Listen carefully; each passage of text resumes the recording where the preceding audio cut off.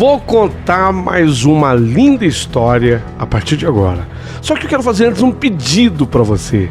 Se inscreva no canal. É um gesto tão simples para você e tão significativo para o canal.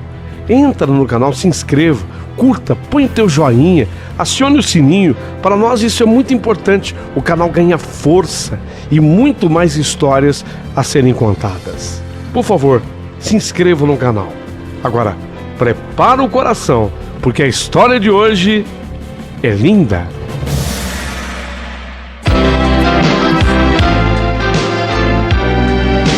Rádio Emoção. Paulinho Boa Pessoa. A verdade de cada um.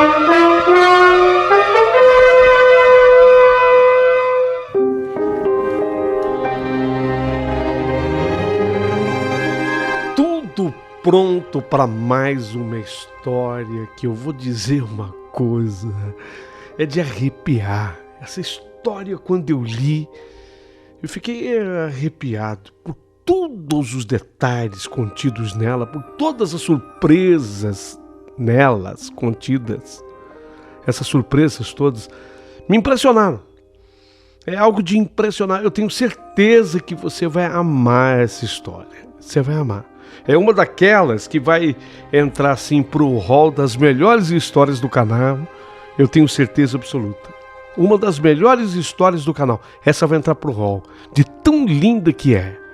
Prepara o teu coração, que você vai viver comigo muitas, mas muitas emoções a partir de agora.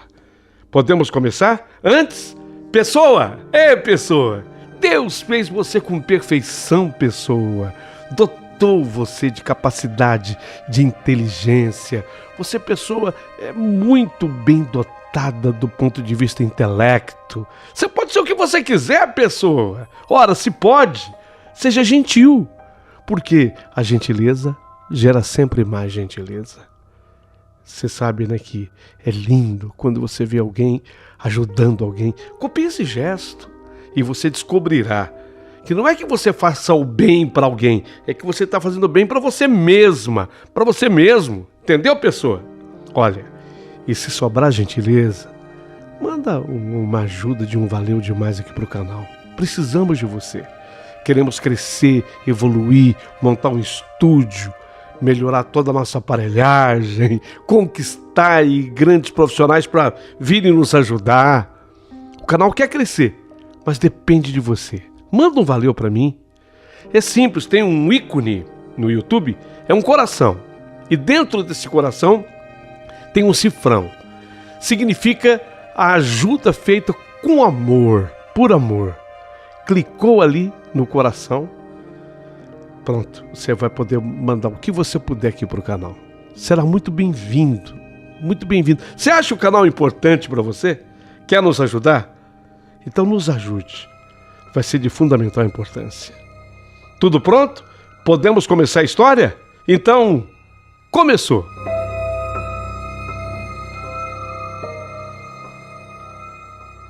Tudo o que eu passo a narrar nesse início da minha carta, Paulinho Boa Pessoa, me foi contado, porque eu nada via.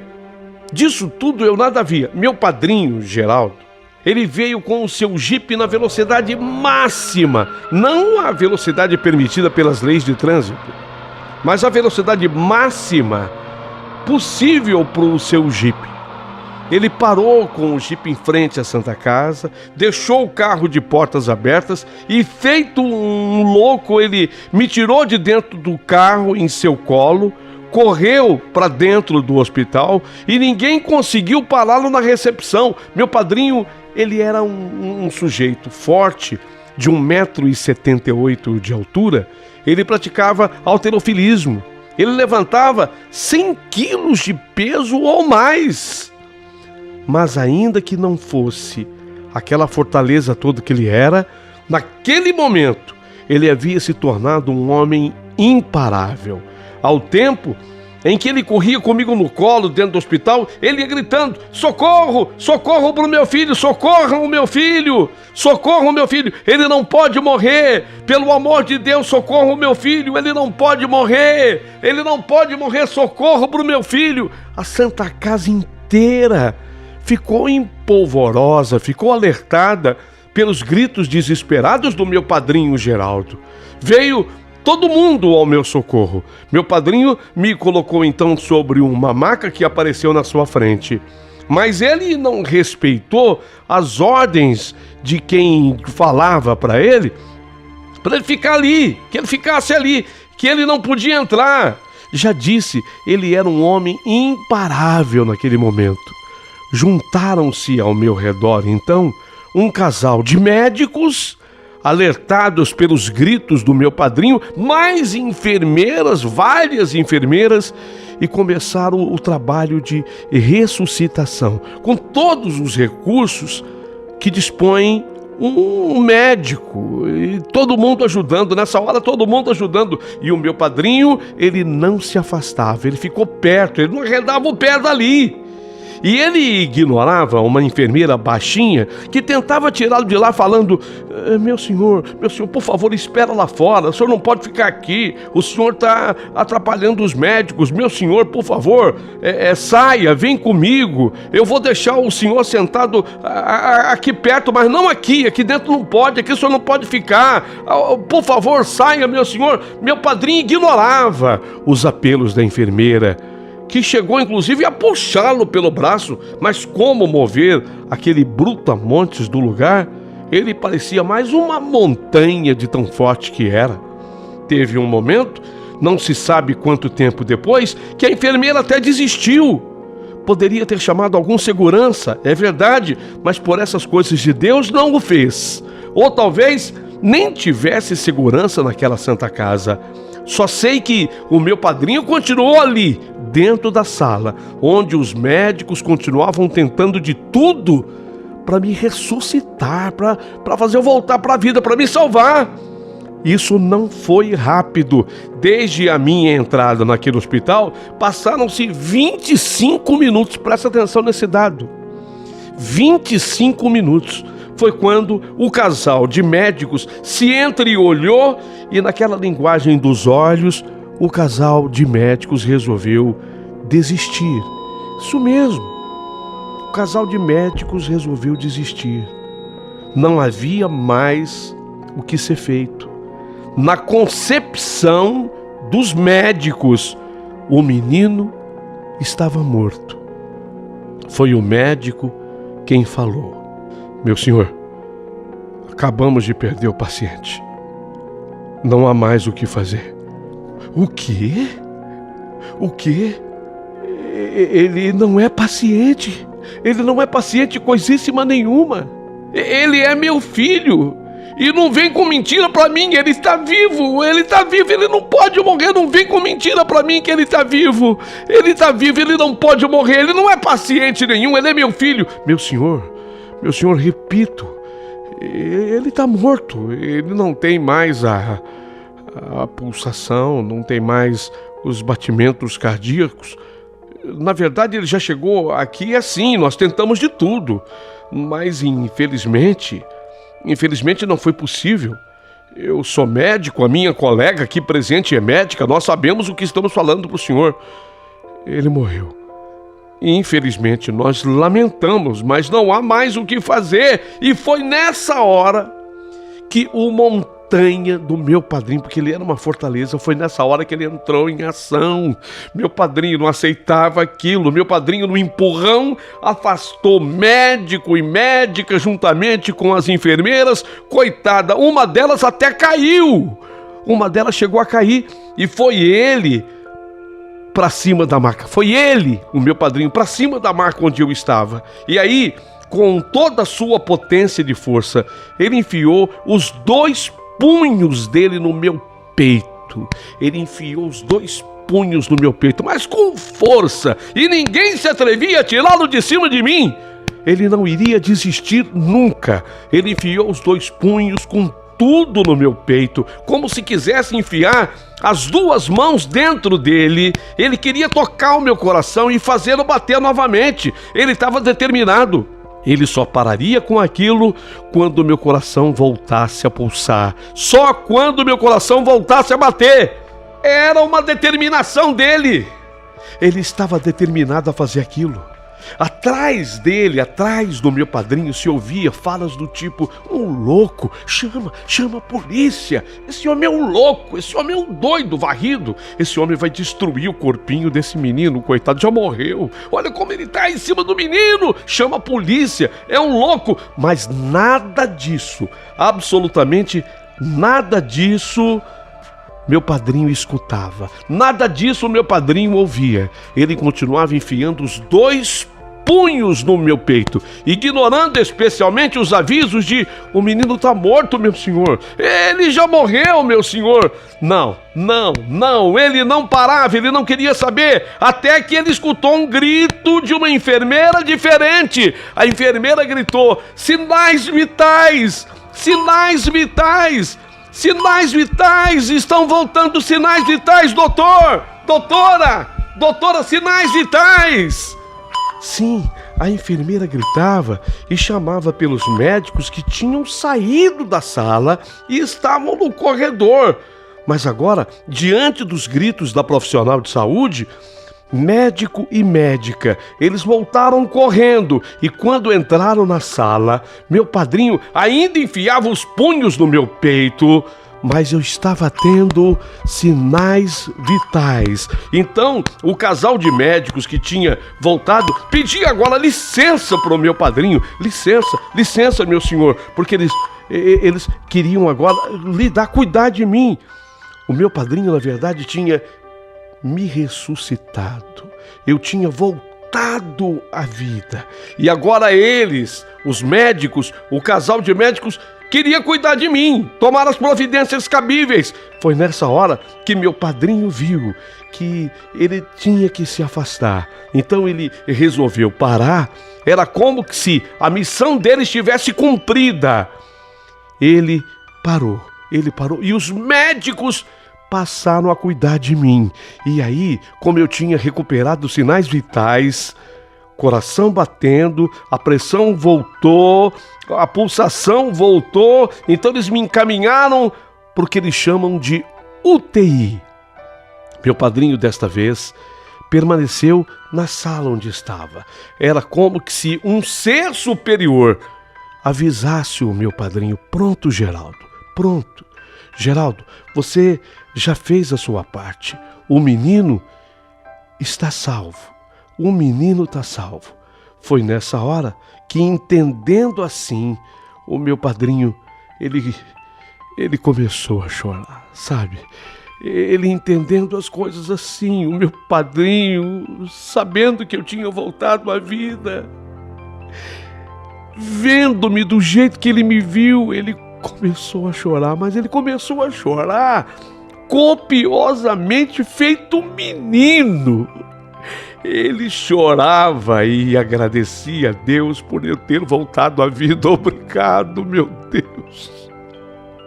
Obrigado por ter devolvido a vida do meu menino. Obrigado, meu Deus. Obrigado, meu Deus. Ele chorava. Quando meu padrinho, se acalmou, uma enfermeira correu até ele e disse: Meu senhor. Meu padrinho olhou para ela e ela completou: olha, o seu filho, ele está bem. Ele está respirando na UTI sem a ajuda de aparelhos. Ele está bem mesmo. Ele está apenas em observação médica, mas ele está muito bem. Nessa hora, meu padrinho chorou mais ainda, ao tempo em que também agradecia a Deus e esclarece para a enfermeira: puxa, eu estou tão feliz, mas o Rafael não é meu filho. Ele não é meu filho. É como se fosse, mas não é meu filho. ele é meu afilhado, mas eu não tive tempo de explicar nada quando eu cheguei. Na verdade, eu só queria salvar a vida dele, eu só queria que ele fosse salvo. Ah, nossa, ele é seu afilhado então, mas o senhor agiu de uma maneira que nem pai seria capaz de agir. Vou dizer uma coisa, olha, foi o senhor que salvou a vida dele, viu? Eu nada.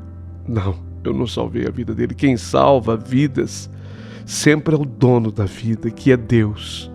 Eu fui só um instrumento. Ah, tá certo, mas no dia que eu tiver qualquer treco na minha vida, eu quero ter um instrumento igual o senhor por perto.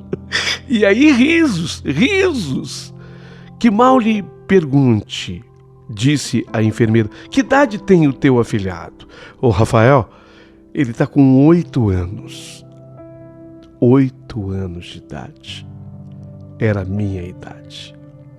Essa cena que abre a minha história foi apenas parte da minha história, que eu mesmo não vi. Foi a parte muito significativa da minha história que eu próprio não vi. Mas agora eu passo a contar tudo o que eu vi. Eu passo a narrar. O que aconteceu antes da cena descrita por mim?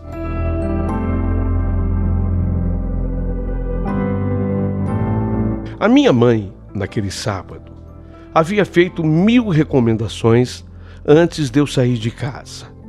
Que eu obedecesse ao meu padrinho e nem pensar de eu pedir para ele me levar no lago para passear de canoa.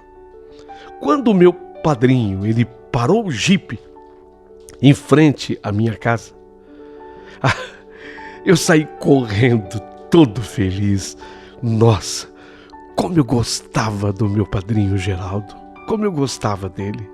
Meu padrinho, ele fazia todos os meus gostos, tudo que eu sonhava, que eu imaginava, o meu padrinho estava pronto para fazer comigo.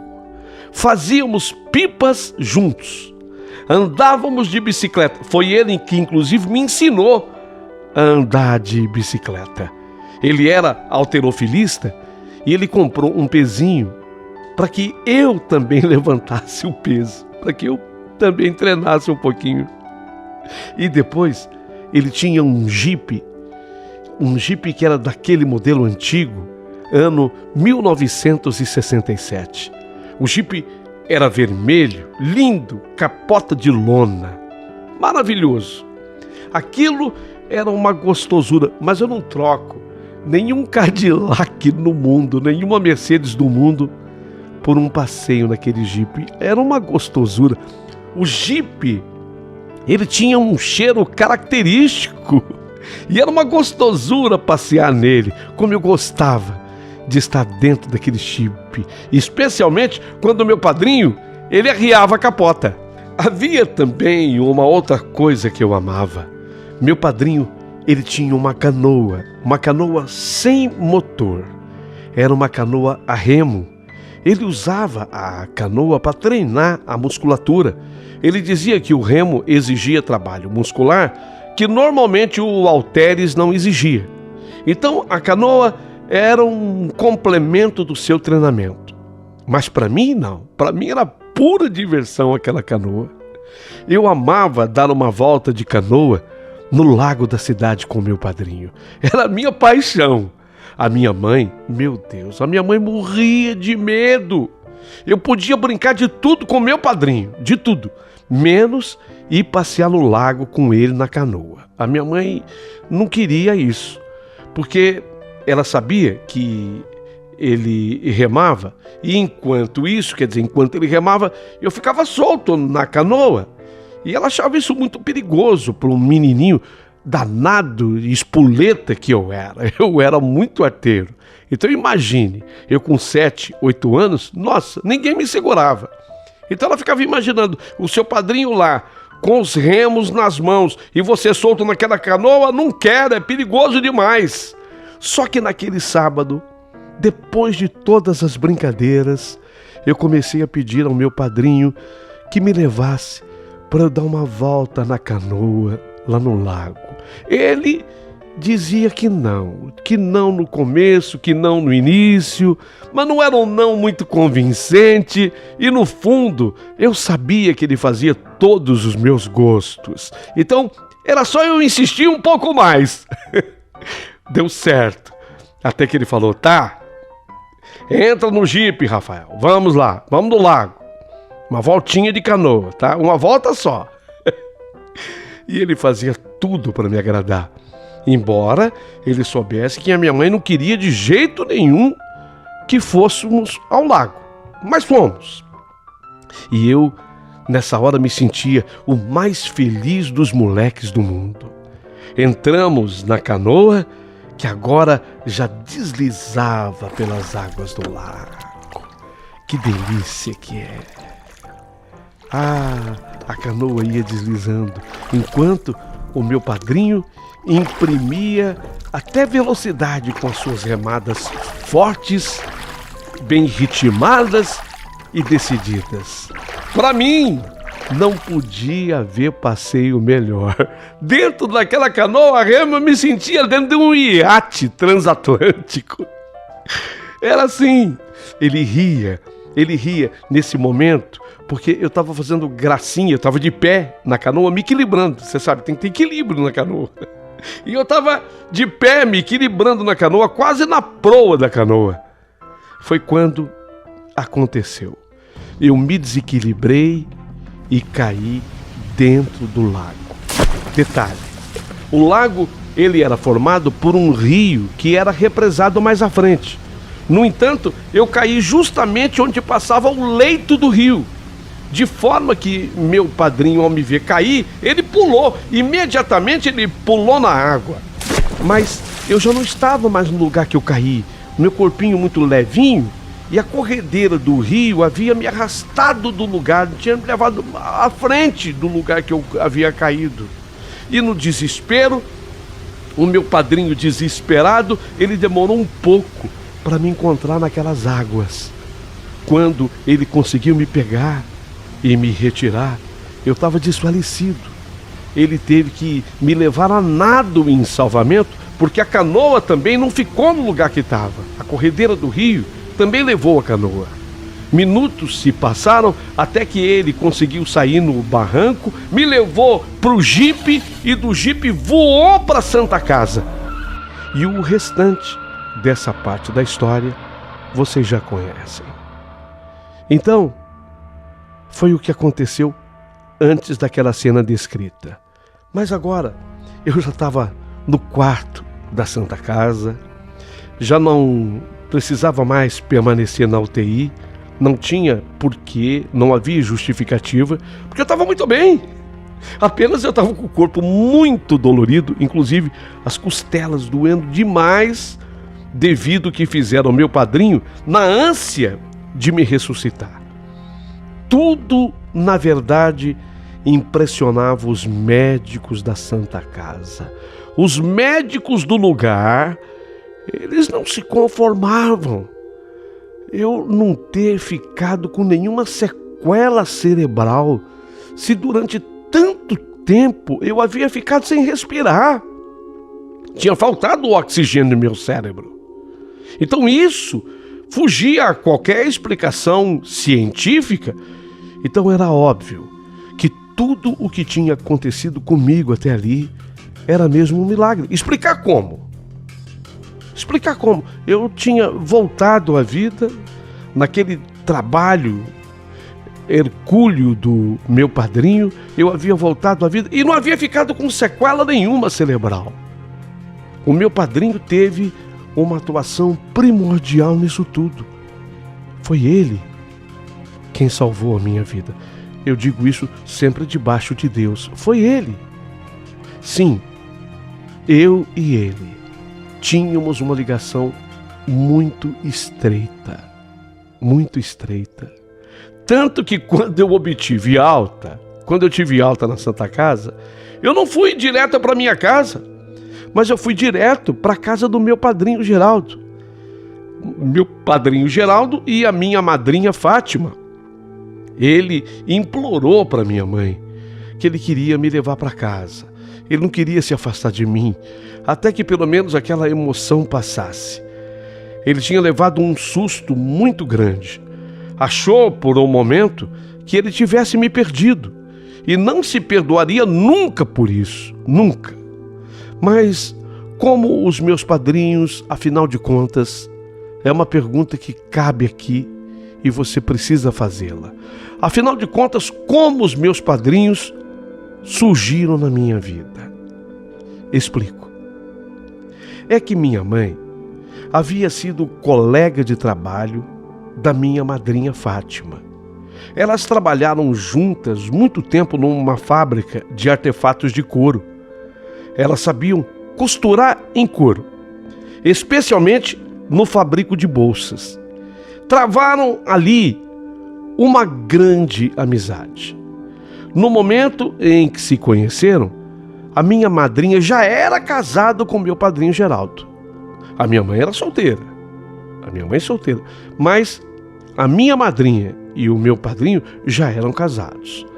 Foi quando a minha mãe passou a assistir de perto o drama da minha madrinha, a Fátima.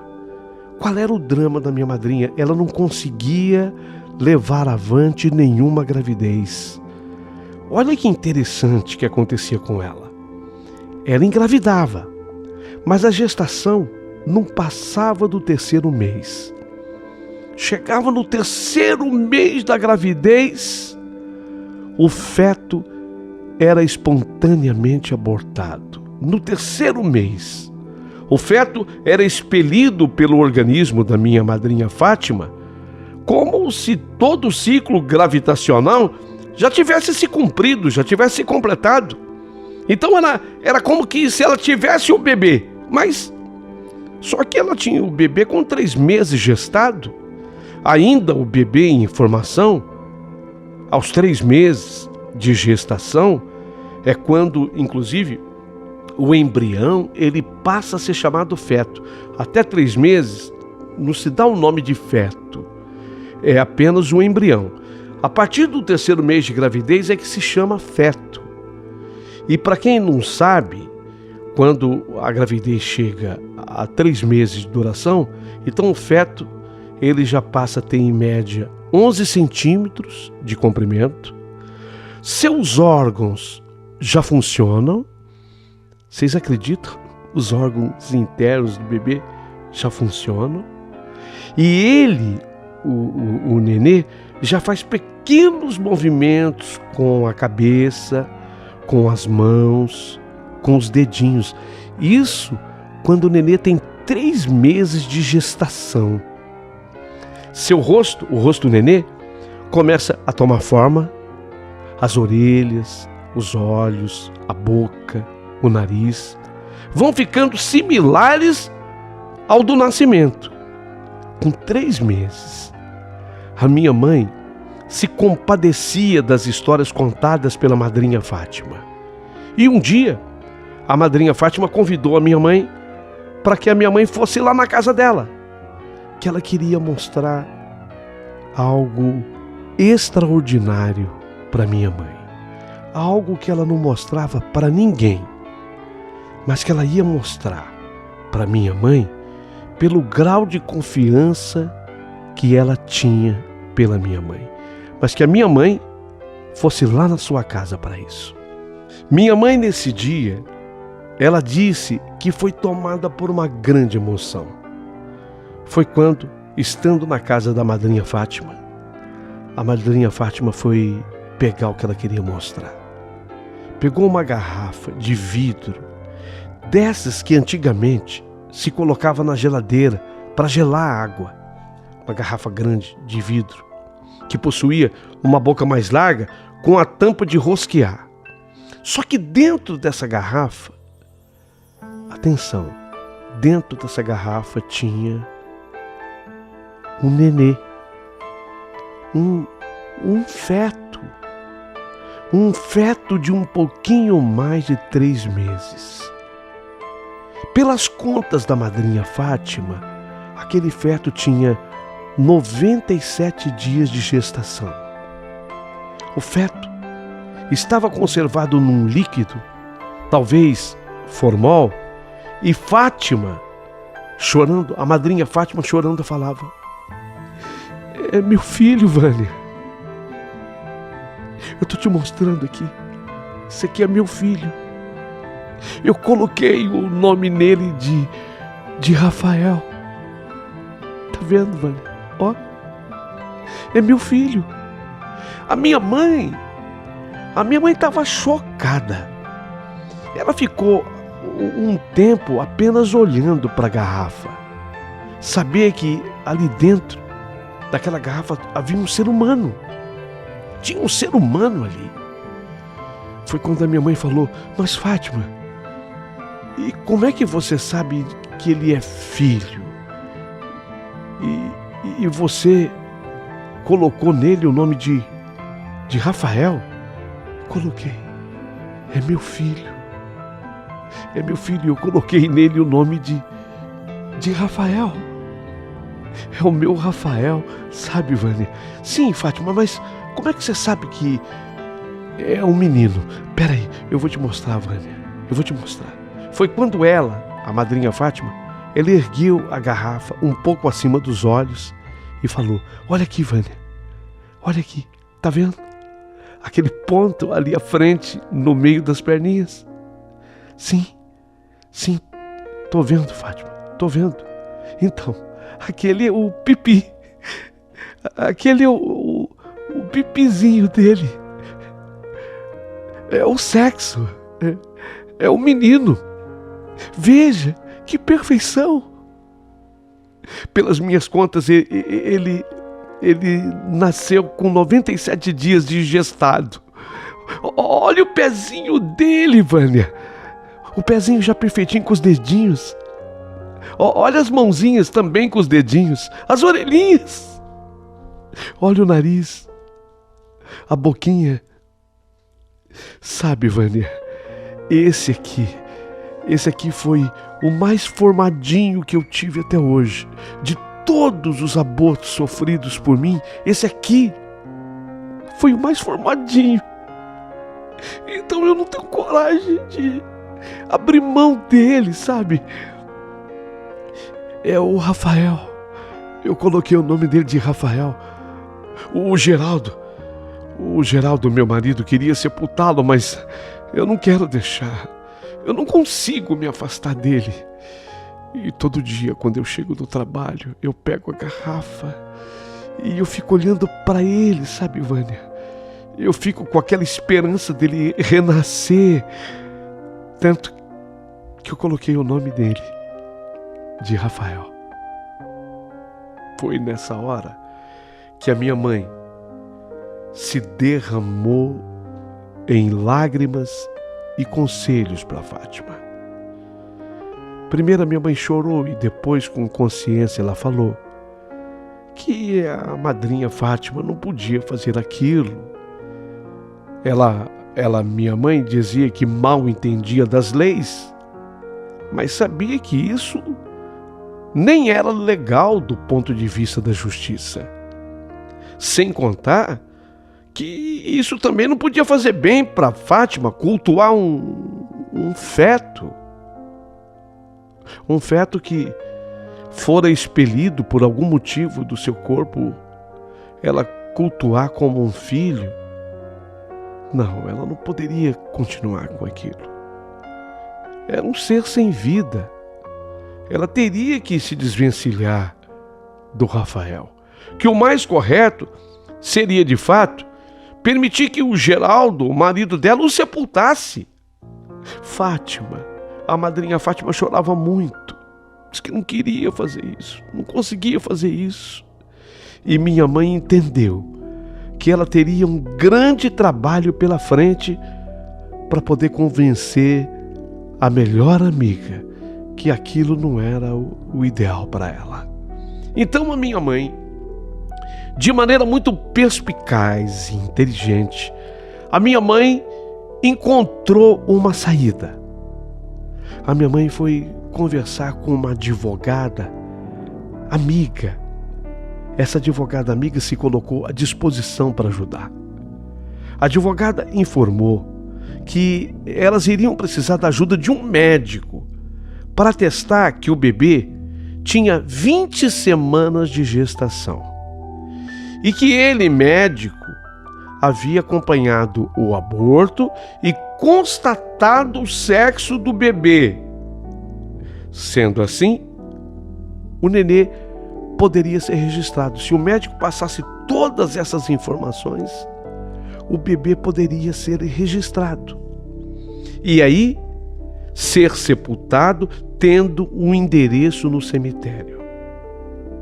Pois minha mãe, com essa advogada, com a ajuda dessa advogada, elas conseguiram tudo isso. Conseguiram um médico amigo, levaram esse médico até a casa da Fátima. O médico, observando o feto, viu que se tratava de fato de um menino. Ele confirmou o sexo, de fato, um menino. E ele deu sequência aos documentos na confiança plena de tudo o que lhe foi dito. Meu padrinho Geraldo foi a um cartório, registrou o filho com o nome de Rafael, deu a ele o sobrenome dele, meu padrinho, e da minha madrinha, e depois o colocou num caixãozinho e foi na companhia da mulher, da esposa e da minha mãe e da advogada. A advogada fez questão de ir junto. Foram sepultar o nenê. Foram sepultar o nenê no cemitério. A minha mãe entendeu que tudo que buscava a minha madrinha era um enterro digno para o seu filho, sabe? Porque ela via com tanta perfeição aquele bebê de 97 dias, tinha 97 dias de gestação na conta dela, 97 dias, ela via com tanta perfeição, ela tinha visto até o sexo, ela tinha visto mãozinha, pezinhos, dedinhos, as orelhinhas, os olhinhos, o nariz, a boquinha, ela tinha visto tudo. Ela não aceitava que aquele bebê fosse, desculpe usar uma expressão forte, ela não queria que aquele feto fosse sepultado em qualquer canto, em qualquer quintal, em qualquer lugar.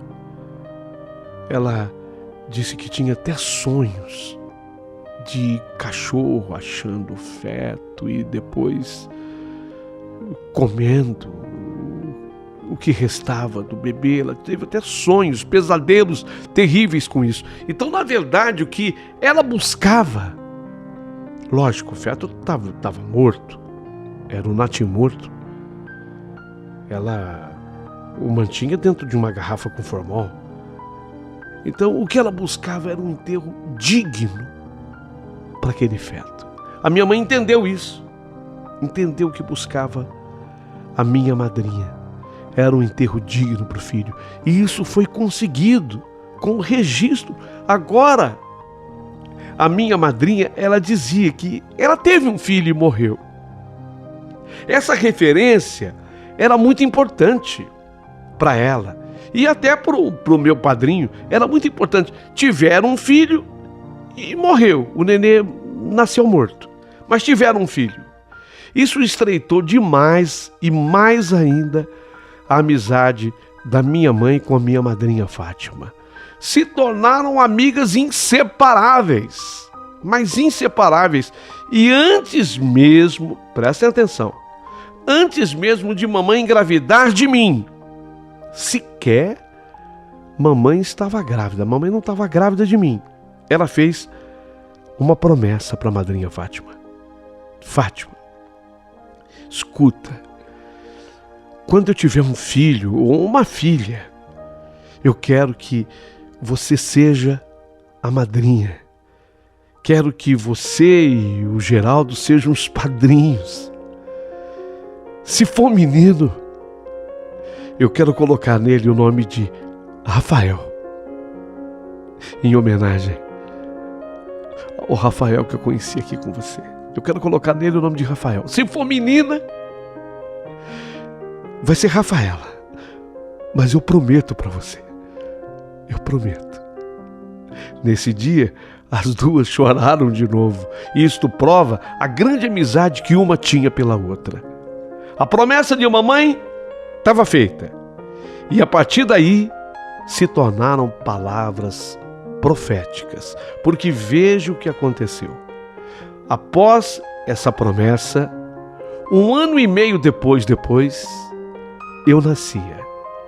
A minha mãe anuncia a gravidez para Fátima, na fábrica de bolsas que elas trabalhavam. Foi uma surpresa, até porque mamãe não era casada.